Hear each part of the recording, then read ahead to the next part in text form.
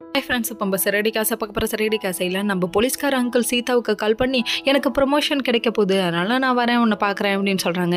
வேணாங்க, வீட்டில் உள்ளவங்களாம் இருக்காங்கன்னு சொல்ல அவங்கள்ட்ட நான் பேசணும், நான் வரேன்னு சொல்லிட்டாங்க. இதை போய் அப்படியே இந்த பொண்ணு அவங்க அம்மாட்ட சொல்ல அவங்க அம்மாவுக்கு கோவம் வந்துச்சு. என் மாப்பிள்ளை என்ன சொல்கிறாரோ அதுதான் நடக்கும், நீ தேவையில்லாத வேலை பண்ணாத, எப்படியாவது மறந்துடு அருண் அப்படின்னு சொல்லிட்டாங்க. சொன்னதுக்கப்புறமா ஒன்று அழுக ஆரம்பிச்சிட்டாங்க.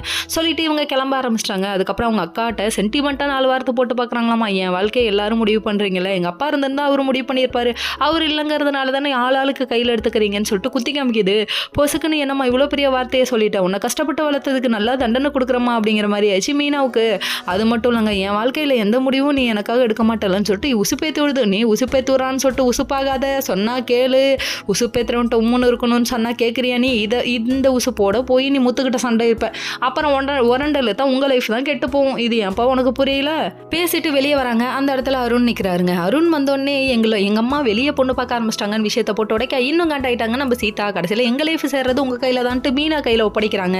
சரி, என்னதான் நடக்குன்னு வெயிட் பண்ணி பார்ப்போன்னு பார்த்தா முத்து ஒரு பக்கம் அங்கேயும் இங்கே சுற்றிட்டு இங்கே வராரு. என்னப்பா பேட்டி பார்த்துட்டு இருக்கீங்கன்னு சொல்லி கேட்க போலீஸ்கார அங்கிள் கொடுத்த பேட்டி வெளியே வந்துருச்சுங்க.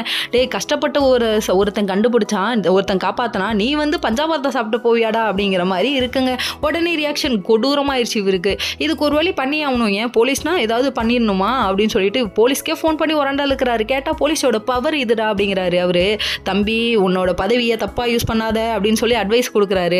உனக்கு நான் பாட சொல்லித்தரேன். இங்கே ஒரு பக்கம் இறங்குறாங்க. ரோகிணி ஒரு பக்கம் அவங்க புருஷனை ஒரு வழிக்கு கொண்டு வரதுக்கு பிளான் பண்ணிட்டாங்க.